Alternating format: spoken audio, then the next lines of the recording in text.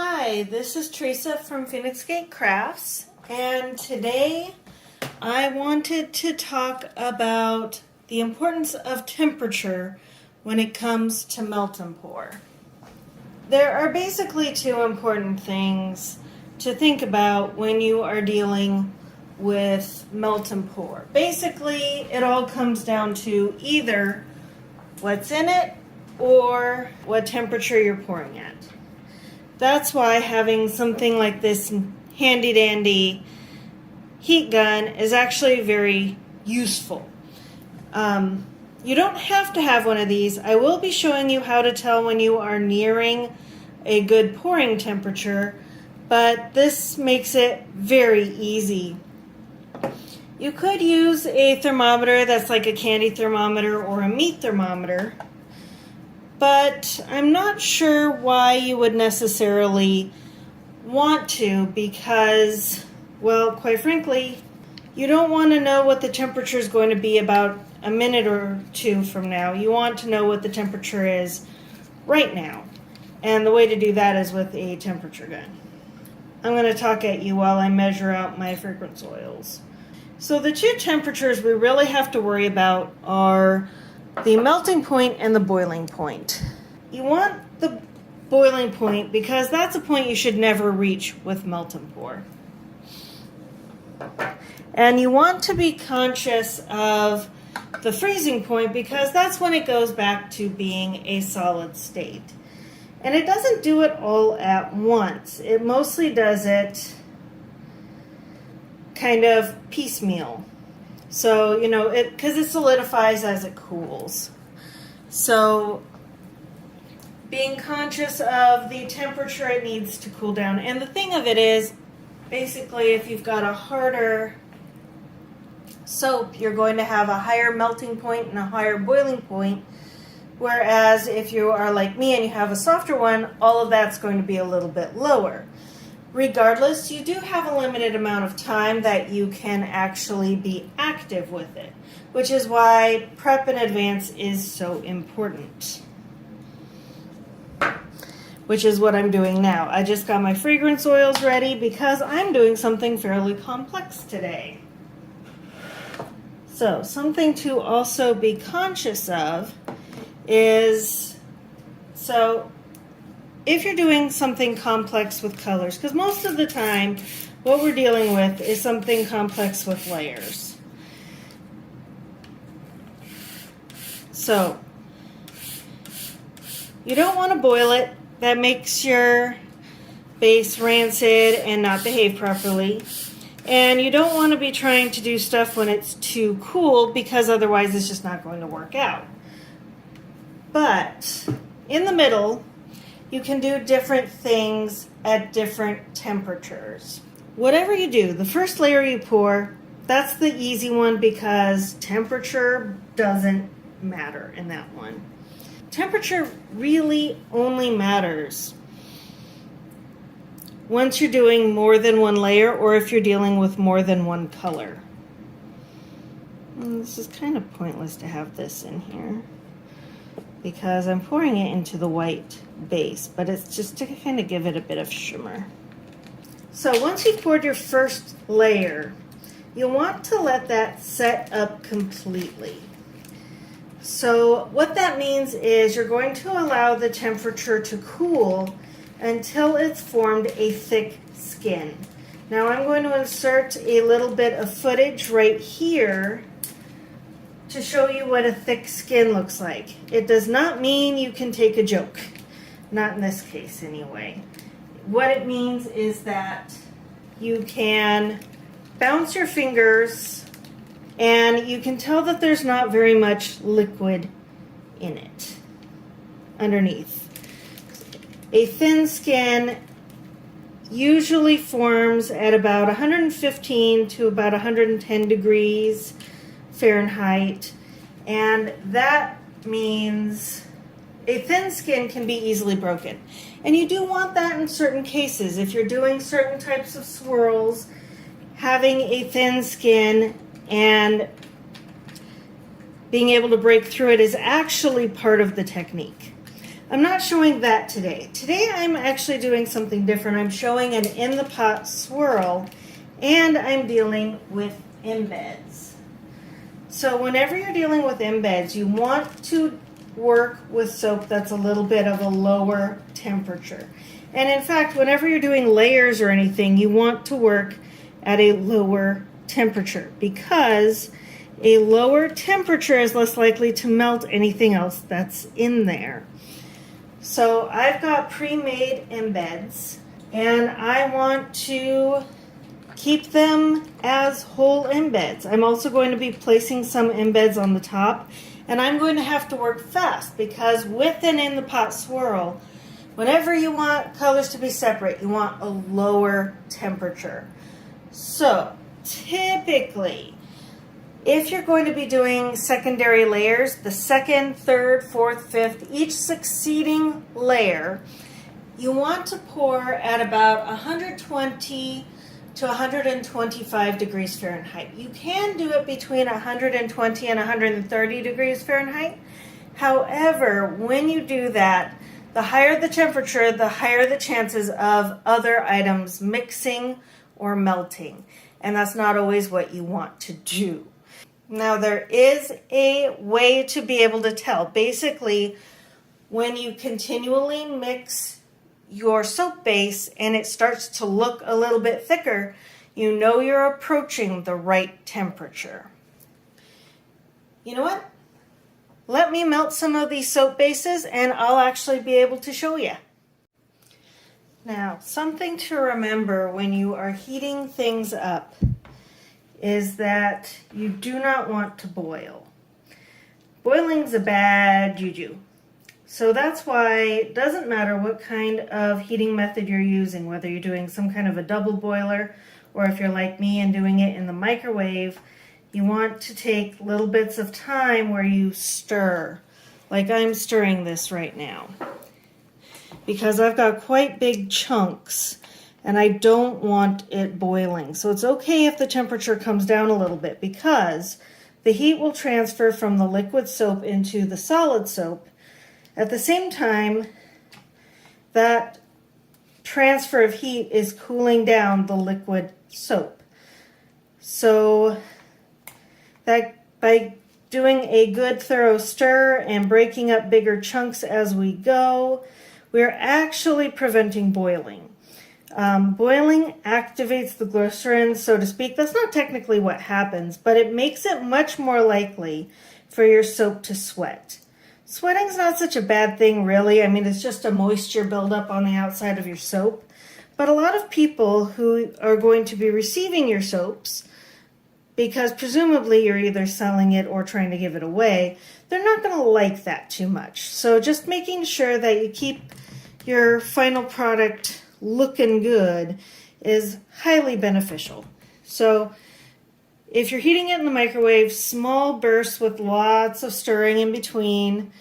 And if you are doing the double boiler, you still need to stir it regularly.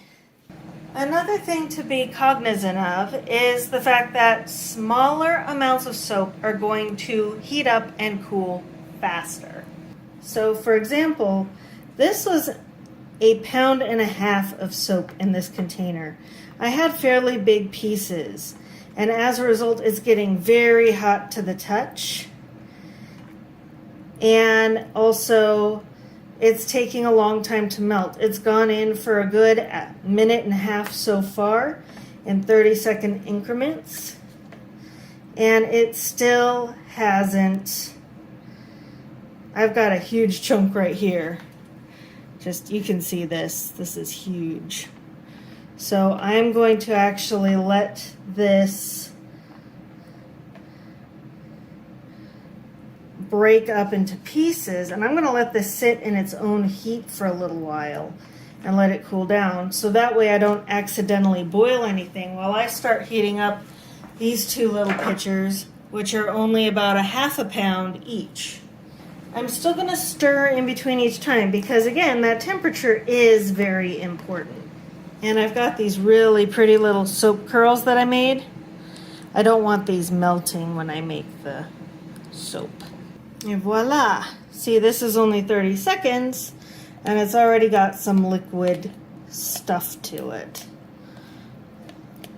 I'm okay using the same spoon to stir these because it's the same soap base. I'm using olive oil soap base. And yes, you see me trying to cut this because smaller pieces melt faster. I don't want chunks in my soap base because solid chunks don't pick up color, they don't pick up fragrance oil. I mean, they're pretty cool if you want an ice cubes effect, but they're not particularly handy if you want something that's a little bit more solid colored. You'll notice that I keep stirring. Even this base down here that already has as much melt as I'm kind of comfortable with, because if you let it sit, it tends to cool from the outside in. So if that happens, it'll form what's called a skin. A traditional form of doing swirls does require a bit of a skin. However, what I'm doing today does not need a skin, and by continually stirring, I am continually redistributing the heat that's already in the multipour. All right, we finally got something solid. And now, just to prove that temperatures can be very variable, 128 degrees, 125 degrees, and 122 degrees. I'm trying to get all three of these down to below 120 because I'm going to be doing an in the pot swirl. And this is going to be my main color right here. This is going to be my secondary color, and this one is going to be contrast color. So it's going to hopefully give it some depth. I may need some more blue.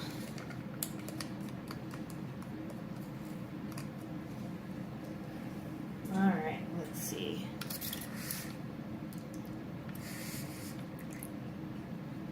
Let's see how this color looks and adjust from there. All right, does that look watery to you? I think that looks good. Let's stir that in. Get as much of the blue out as possible. I do want a watery color, fortunately, so that works out. Now, you see how this already formed a skin? That's because this is going to solidify much faster. In fact, I may need to reheat these two smaller portions just in case they cool off far too fast. So I'm going to redistribute some of this purple and pour it in. Any technique involving colors, you want enough difference between the colors that you'll be able to see it in the design. I don't personally care too much if the purple and the blue wind up being a little indistinguishable. Colors underwater are fairly indistinguishable, but I want the white to definitely be noticeable as a little bit shiny, and I want it to kind of break up the difference between the other two colors. We'll see if my theory on this works out. This may be a complete and utter failure. We'll see. It doesn't help that alcohol cools things off because of its evaporation rate. All right, we are getting a bit of a skin, so making sure to stir. And you'll notice that as you do this, it starts to feel a little bit thicker. This one is still pretty thin. This one is still quite thin. Being a bigger volume, it's going to take quite a long time before this is cool enough. And this one, helps if I actually put in the fragrance oil. Now, fragrance oil does, in fact, cool things down. It can also evaporate if you put it in when it's too hot. And it's weird because, you know, this is all active time, but it's not exciting active time. But this is going to be a moment of, I'm bored, I'm bored, I'm bored. Oh crap, oh crap, oh crap, I'm bored. Okay, now we wait some more. But you can see how this is thickening up a bit. Yep, it's getting down to temperature. Gotta be careful about these bubbles. That's why keeping the rubbing alcohol on hand is super handy. Now, does rubbing alcohol affect the melt and pour? It can. It doesn't have to. Okay, that one's 122. This one's 116. And this one is 114. The problem is this one is still a bit too hot. You see how it is super liquidy? It is not cooled down enough. So what I'm going to do is I'm actually going to do this. It might add a little bit more air to it, but I can get that out with the rubbing alcohol. I need it to cool down much faster because it is too warm. But you see how much thicker this batter is right here. This one is getting into pretty good shape to be poured. We may have to do this before this one is ready. So we're going to have a bit of a change of plan because these two are ready and this one is not. All right. So I'm doing an in the pot swirl. Yeah, this is what I said about different bases having different melting points really matters. Some just retain heat so much better than others. So I'm going to swirl, and I'm going to swirl, and I'm going to swirl, and I'm going to swirl, and swirl, and hopefully it's not too much swirling.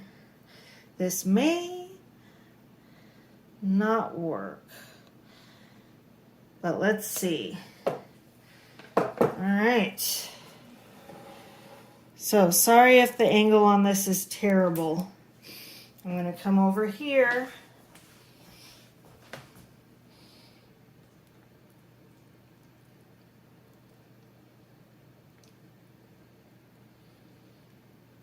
The point of an in-the-pot swirl is to create a marbling texture, which is why having it so cold matters so much.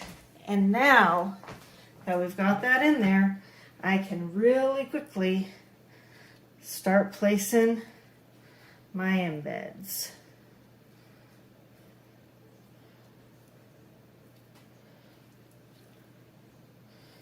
All right.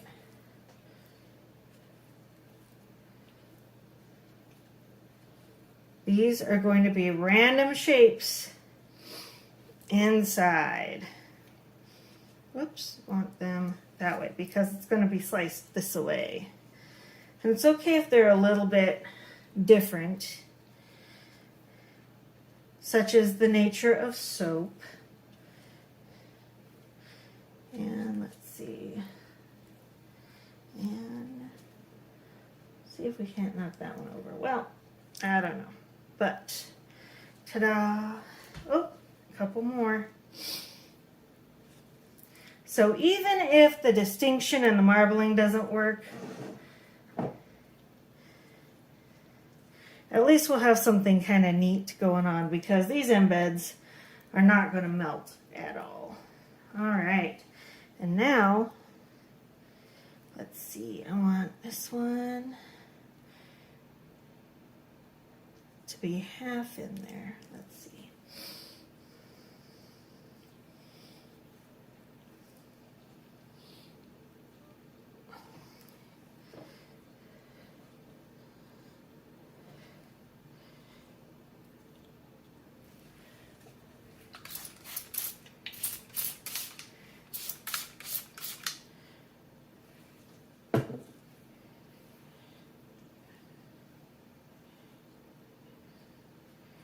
I want the flowers to be a bit of a surprise.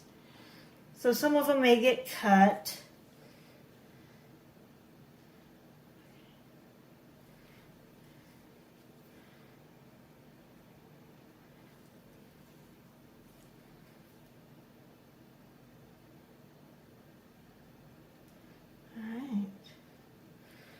Now we wait about 4 to 6 hours for this size of a mold.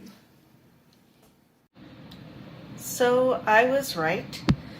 This soap did not turn out the way I planned, but I can't really say that I'm disappointed. I like the sunken flowers look, and it'll be really cool when this one gets worn down because it will slowly reveal the rest of this flower. And some of them wound up a little bit more purple, and some of them wound up with some pretty cool swirling areas, but some of them, like, well, this is an end piece, you really can't see too much of the swirling from here, though I do like the sparkle that goes throughout. Adding the glitter was a good idea.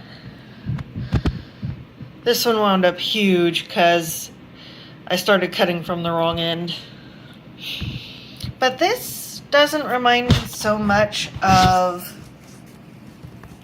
water like I was planning. It honestly makes me think more of airbending from Avatar: The Last Airbender. What do you think? I think if I mix this with one of my blue sea soaps and my red Phoenix Portal soaps, I think that that'll be a pretty good element set because earth, air, fire, and water would be together. So no, the swirl blended too much. The white was too hot. This is why you've got to be very careful. I mean, you got some pretty cool detail in there, but you really have to look for it.